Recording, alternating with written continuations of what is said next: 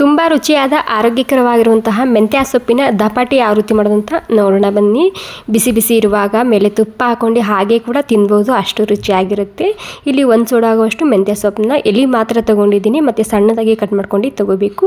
ಕಡ್ಡಿ ಇದ್ದರೆ ಆರ್ಸ್ಕೊಂಡು ತೊಗೋಬೇಕಾಗುತ್ತೆ. ನಂತರ 2 ಗ್ಲಾಸ್ ಆಗುವಷ್ಟು ಗೋಧಿ ಹಿಟ್ಟಿಗೆ ಮೆಣಸಿನ್ಕಾಯಿ, ಅಜ್ವೈನ ಮತ್ತು ಬಿಳಿ ಎಳ್ಳು ಹಾಕ್ತಿದ್ದೀನಿ. ರುಚಿಗೆ ತಕ್ಕಷ್ಟು ಉಪ್ಪು, ಅರಿಶಿನ, ರೆಡ್ ಖಾರದ ಪುಡಿ, ಹೋಮ್ ಮೇಡ್ ಮಸಾಲೆ ಖಾರ ಹಾಕ್ತಿದ್ದೀನಿ. ಮತ್ತು 1 ಆಲೂಗಡ್ಡೆಯನ್ನು ಈ ರೀತಿ ತುರ್ಕೊಂಡು ಹಾಕ್ಕೋಬೇಕು. ಕಚ್ಚಾ ಕೂಡ ಹಾಕೋಬೋದು, ಬೇಯಿಸ್ಕೊಂಡು ಕೂಡ ಹಾಕೋಬೋದು. ಮಿಸ್ ಮಾಡದೆ ಹಾಕ್ಕೊಳ್ಳಿ, ಲೈಟಾಗಿ ಕ್ರಿಸ್ಪಿ ಬರುತ್ತೆ ಪರಾಠ. ಸ್ವಲ್ಪ ಗರಂ ಮಸಾಲ, 1-2 ಚಮಚ ಕಡಲೆ ಹಿಟ್ಟು ಹಾಕ್ಕೊಂಡಿನಿ. ಇವಾಗ ಏನಿಲ್ಲ, ನಾರ್ಮಲಾಗಿ ಚಪಾತಿ ಹಿಟ್ಟು ನಾದ್ಕೊತೀವಲ್ಲ ಅದೇ ರೀತಿಯಾಗಿ ನಾದ್ಕೋಬೇಕಿದ್ದು ಕೂಡ. ಸ್ವಲ್ಪ ಗಟ್ಟಿಯಾಗಿರಲಿ ಲೈಟಾಗಿ. ಇವಾಗ ನೋಡಿ ನಾದ್ಕೊಂಡಾಗಿದೆ. ನಾದಿದ ಮೇಲೆ ಇದಕ್ಕೆ ಒಂದು 5 ನಿಮಿಷ ಆಗೋ ತನಕ ರೆಸ್ಟ್ ಮಾಡೋಕ್ಕೆ ಬಿಟ್ಟಿದ್ದ. 5 ನಿಮಿಷ ಆದಮೇಲೆ ನಿಮಗೆ ಇಲ್ಲಿ ದಪಾಟಿನ ಮಾಡಿ ತೋರಿಸ್ತಿದ್ದೀನಿ. ಒಣ ಹಿಟ್ಟು ನಾನಿಲ್ಲಿ ಗೋಧಿ ಹಿಟ್ಟೆ ತೊಗೊಂಡಿದ್ದೀನಿ. ಗೋಧಿ ಹಿಟ್ಟು ಹಚ್ಕೊಂಡು ಮೊದಲಿಗೆ ಈ ರೀತಿ ರೌಂಡಾಗಿ ಲಟ್ಟಿಸ್ಕೊಂಡು ತೊಗೋಬೇಕು.